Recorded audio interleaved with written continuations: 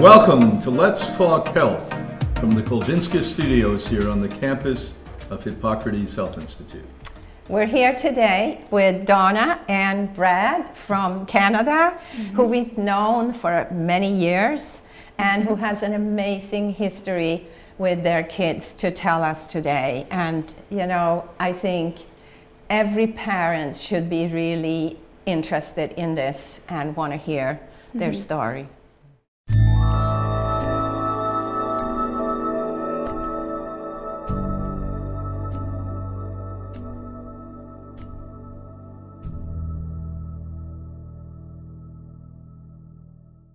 Yeah. So I'll never forget when I first met you. I think I was doing a lecture somewhere in proximity to Toronto, Canada. Yeah. And you told me your children were sick. Yeah. We had a little guy who we had three children. Two of them seemingly healthy when they were born, but we noticed some problems as they started getting a little bit older. And the time that I came to you, it was my second born, and he had an autoimmune disease, and we had taken him into the hospital. They admitted him because this autoimmune disease called Henoch-Schönlein purpura, which is a very rare vasculitis disease, and it attacks all of the small blood vessels in the body. And for him, even more rare, it attacks the kidneys. Oh no! And so he was what? Just one? He was 6. He was 6 years old at the time. Yeah. And what we ended up doing was, of course, being in the hospital, they are doing all this blood work, and they did this biopsy on his kidneys, and seeing the kidney specialist, they told us that he had a high probability of having kidney failure by the time he was in his 20s or 30s, based on that biopsy. And as a mom who had a firstborn who had problems, I was kind of met with a little bit of shock because this was his kidneys, you know, and I didn't really know what to do about this. My firstborn, he ended up, he was fine in the beginning, but he ended up being diagnosed with autism. And they told us that he had that this was a neurological disorder that he would have for the rest of his life. And something in my gut told me that this was not the end of his story.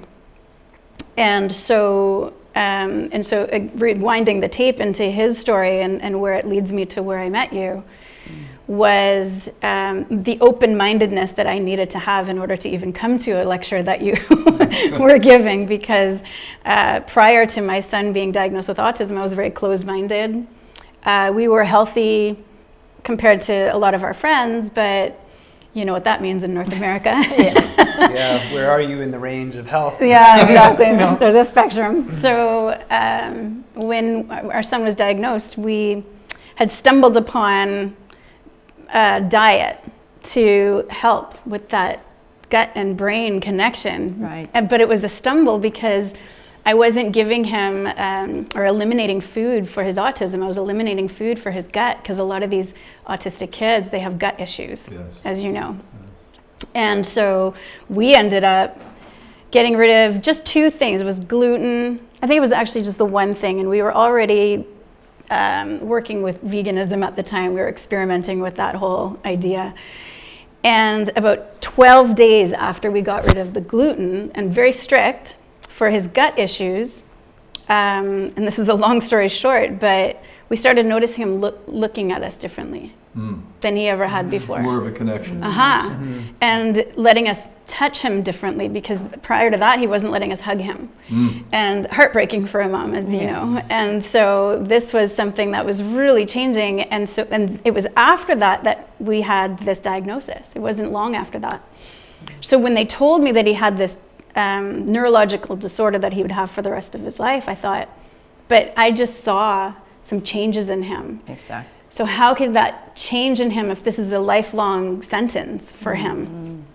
And through the journey of working with him, most of his symptoms had already been eliminated by the time that I had met you. Now, he still had autism, but a lot of the changes that we were seeing, his speech was coming back, his eye contact, his ability to speak with other peers, because he wasn't even talking to anybody his age.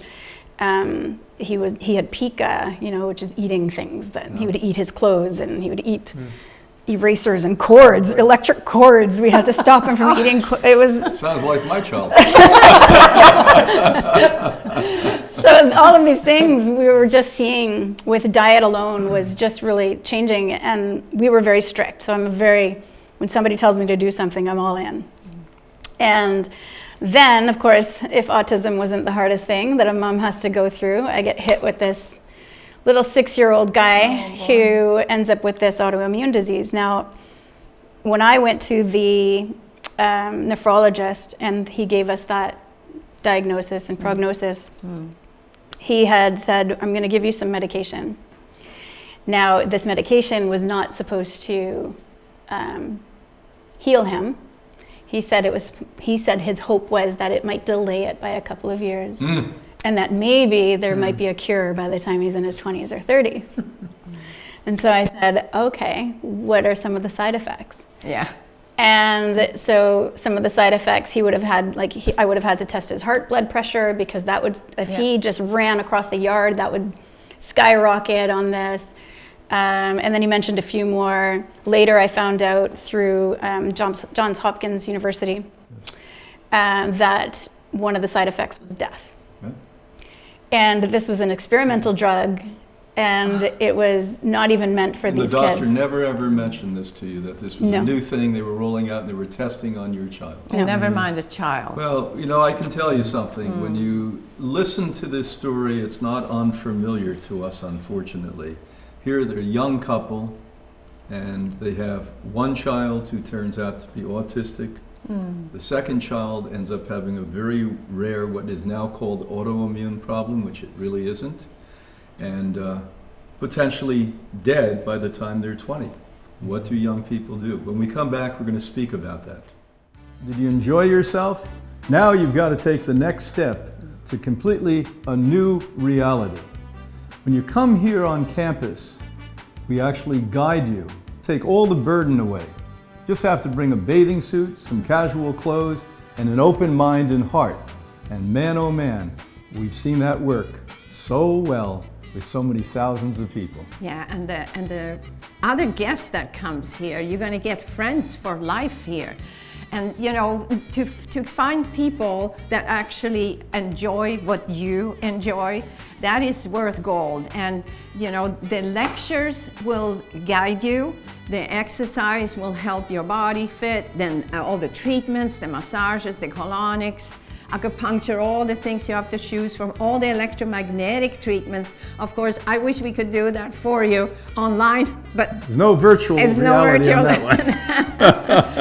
That's coming here. That's enjoying everything we have here. But what we always say is when you immerse, you become conscious, and when you become conscious, you become whole. Till the next time we see you, be well.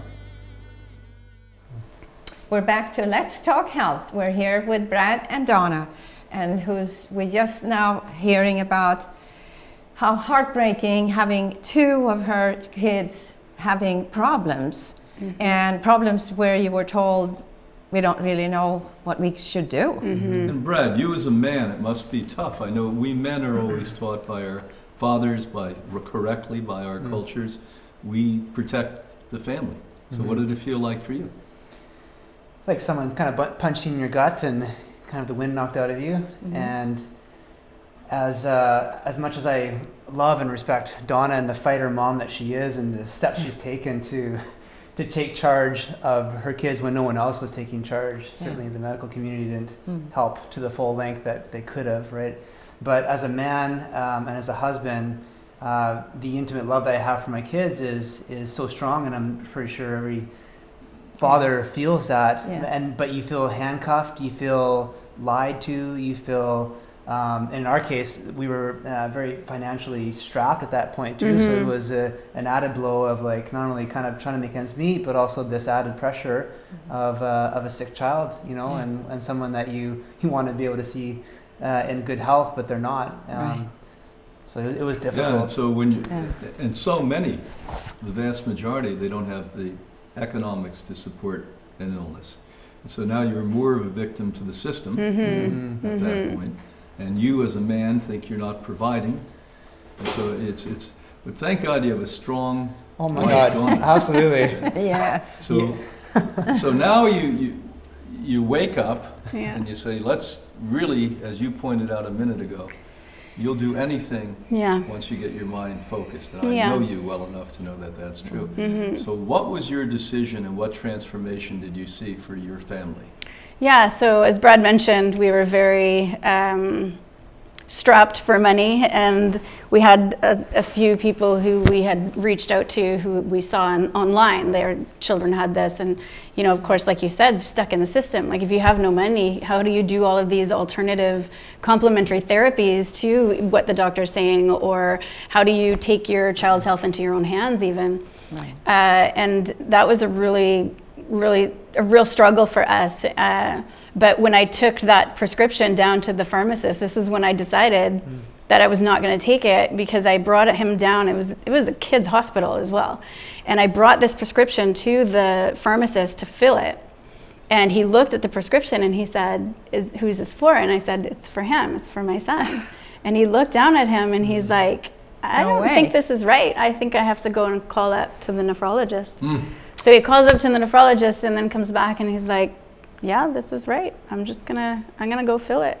And so I'll be right back. And That was dishonest. so I took it because I know, you know, you have to kind of play the Yeah. little bit. And so I took it home, put it on top of my fridge, left it there. And at that point, we were still, again, struggling with putting food on our kids' table. And we had lost everything in a home that we had bought, and it had black mold, and so we were paying mortgage on a home we couldn't even live in. So this is the situation that Brad had to drop everything in his career to get us into this house. And so we ended up being told about this lecture. And I remember being hesitant, of course. I don't know if you remember Tressa Porter. She had stage 3 breast cancer, and she came here and is living life to the fullest now. But she ended up saying to me, you should come, just check it out. And I said, okay, well, you know what? I'm gonna check it out. So I get there, and I remember this like love-hate relationship with this. It was like, oh my gosh, he makes so much sense, but I hate everything he's telling me right now. And, but you had opened it up for people to ask questions, and I was too shy at the time, and I just, you know, sat there. And at the end, there was a lineup to talk to you, and I stood in that lineup. And I'm so grateful to this day that I did. I remember there was something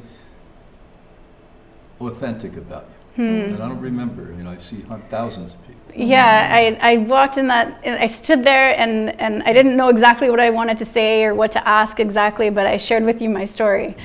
And you, I guess my son reminded you of you when you were young, you know, and I'll never forget, you said, I want to take your son's blood work, and I want to take his biopsy, and I'm going to take all of his reports back to the Hippocrates with me, and I remember thinking in my head, I can't afford this, but something inside of you just said, I'm going to do this for free, and it's changed our life for the better. So you took it back here, and you gave it to your team, and I had an email, and in that email, the report came back with everything to do. And I waited with bated breath, like I was just like, where's this report? Where's this report? And so when it came in, you had told me to gradually, you know, get this little guy on raw food, and I think you said gradually over the next 3 months. I didn't wait 3 months, but Knowing you was 2 hours. yeah, it was pretty quick. And you had said some other things, glutathione. You had said some other nutrient supplements that you felt that would be good for him. And you said essential oils. And at that point, I had known about oregano, and everybody takes oregano internally. That's normal, right? But you said just make sure they're pure. You never gave me a brand or anything. You just said go make sure they're pure. So I knew not to go to Walmart. But I thought maybe the health food store. And so I went there and brought the oils that your team had given to us and did everything. I did all the things and got on this raw food diet. And we had this kitchen, small kitchen, and my husband had built shelves above the heads of our table, just so we could put these sprouts up, and our wheatgrass and our sunflower sprouts and pea sprouts. We had 13 different sprouts growing in our kitchen in every given day, and the kids loved working with the soil and seeing the sprouts, they grow so fast. Yes. And so it was an immediate reaction, and they started falling in love with making these sprouts. And when you involve kids in making the sprouts, they eat them, as you know. They love it. So we just started on this diet. So there was so many things that my son had back then. He had bloated belly, which we believe are parasites. Back then he had diarrhea, he had eczema, he had just all of the behavioral issues in addition to this. And so when we started him on this raw food diet, everything started to get better for him. And I couldn't believe it, because he was born with eczema. When he had it all over his body when he was born. So we ended up using the essential oils, and they didn't work for him. And they were the wrong oils. They were the wrong oils. And so I said to him that, Mommy's going to keep doing all of the other things, and we're just going to keep going. And at the time, he was spilling blood and protein from his kidneys. Oh, wow. So every time he would pee. He was more advanced than the doctor let you bleed. Well, again, when they are telling you that he has that. When we come back, we're going to, all of you will have an opportunity to see a picture of the family and a picture of the children we're talking about. This is a touching story, and it's a memory lane for me. I actually remember the backdrop of where we were. It was a greenish backdrop. We were standing, and pretty much the room had cleared out. Yeah. And you and I spoke with the little guys there. Yeah. I'm going to be right back.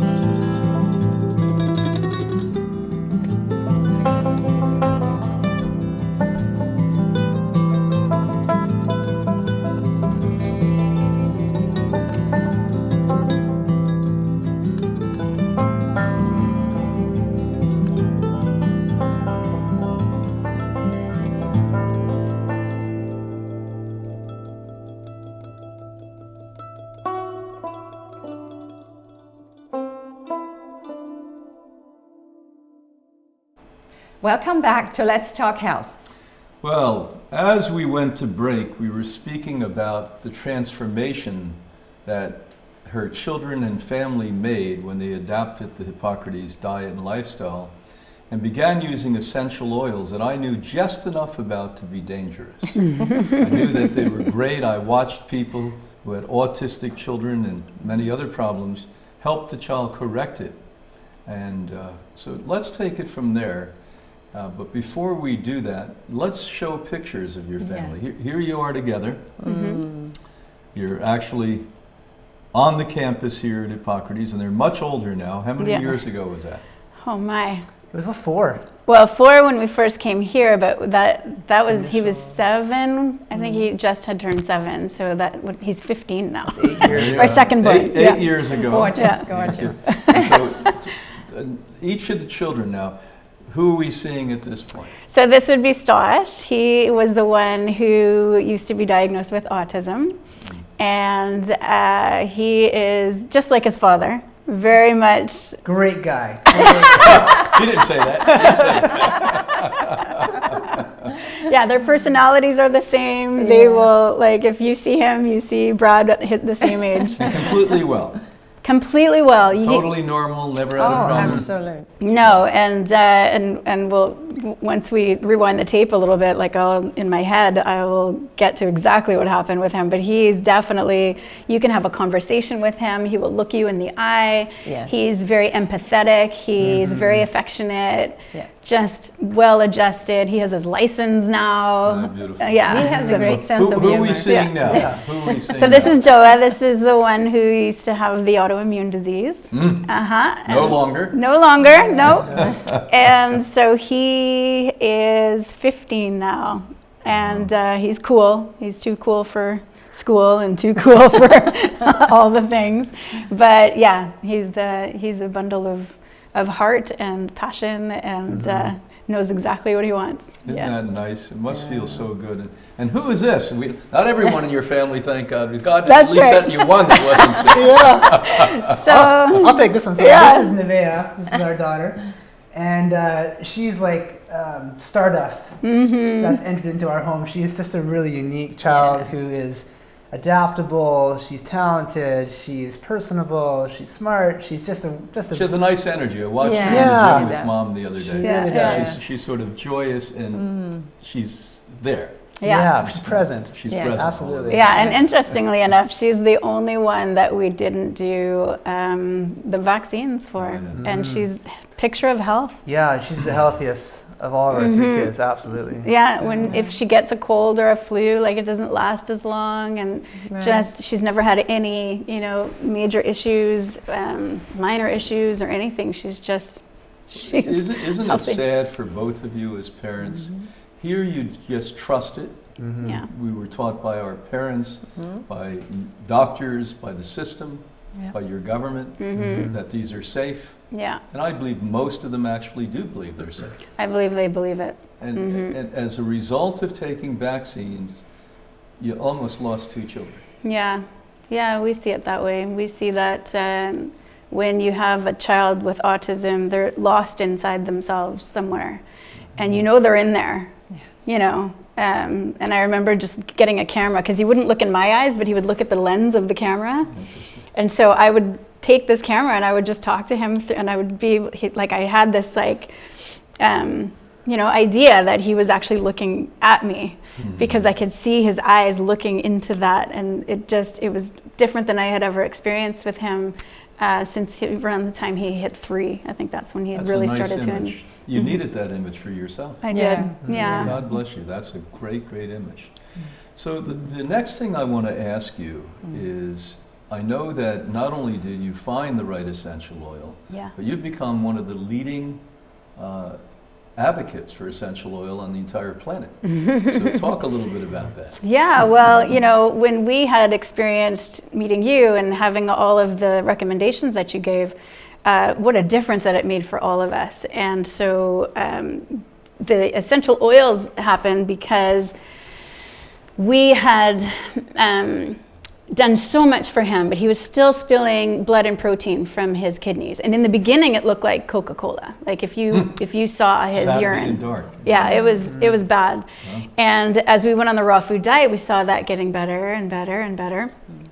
And then by about 13 months in, anytime he got a cold, he ended up getting the autoimmune disease would kick in. Oh. And so his kidneys would inflame again. So when he got weaker, Yeah. you instantly saw it. That's right. And that was, of course, the time where the doctor was like, oh, he has a 1-year check-in, you got to come. So I was like, oh no. And we were following along with a pediatrician and getting his urinalysis sticks and getting all of those things tested. And we noticed that it never really dropped down to 0 except for one time. And at this time, of course, it shot through the roof when the doctor saw. And so she asked me if I was taking the medication, and the answer was quite simply no. Right. And I told her why, and she said, well, based on what I'm seeing here, I think you're going to have to talk. And so they sent me a letter and said that I had to come in and talk with her and the nephrologist, and that I had to get back on this medication. So you were actually being blackmailed. I think so. Yes. Yeah. I think that, as a parent, you get scared of the worst case scenario that CAS would be called. Yeah. Explain to the listeners who Yeah. CAS. So it's a Children's Aid Society, and basically you hear of these stories where the parents make a medical decision for their child based on their best interest of what they believe is right. Sometimes Children's Aid Society will come in and take your child away if you don't do what the medical system So says in to. this free world that you're told you live in, it's not so free, because No. what didn't happen, thank God, to them, I've seen happen to a dozen or two families, Yeah. where loving, wonderful, good parents, exceptional, well beyond the average people, who are taking care of their child, but refuse to go down the trail of potential disorder, had their children removed. Yeah, so so I was in a place where I was looking for a miracle, and that's when the miracle came in this class that I was invited to. And of course, again, I'm so skeptical, and so I was like, I don't want to go to any class on essential oils. They don't work for something this serious. Yeah. It's interesting to just jump in. Yeah, Both please. of those scenarios were educational-based environments, coming to learn, coming to be open-minded, Yeah. coming with an open mind Right. to another way of looking at it, another way of approaching something, which education is huge, right? Yeah. Especially even with the oils. But the good, it's almost better you're a skeptic, because it takes more to crack you, but once Yeah. you crack, you open up. Yeah. Right. That's like Yeah. me. Yeah. Really. Yeah, you got to convince me, and then once I'm convinced, it's So like, okay. Now, I want you to look at this camera over here, and Yeah. very concisely in one sentence each, what would you tell parents around the world? Yeah, we have been taught to believe one thing, and I believe that what we would need to be as parents is open-minded, that doctors know a lot of things about a lot of things, but they just don't know everything about the body and the brain. I mean, this goes for anyone really, but in our world, especially this year of 2020, with the chaos and the noise and the polarity that's happening, my recommendation would be, in whatever way possible, find a way to be still, to be grounded, to find your center, find the divinity within you, and lean into that place, because that place can guide you, can instill insight for you. It helps opens your ears and your eyes to things that maybe were always around you but you didn't see before. I would recommend that sort of as a starting point. Well, we want to thank so much Beautiful. Dawna and Brad for being Yes. on today and sharing your life story with us, Yeah. and the love that you have together, and Thank what modern families have to go through. And hopefully you don't have to if you open your hearts and listen to what we said today. Until next time, let's talk health. Thank you.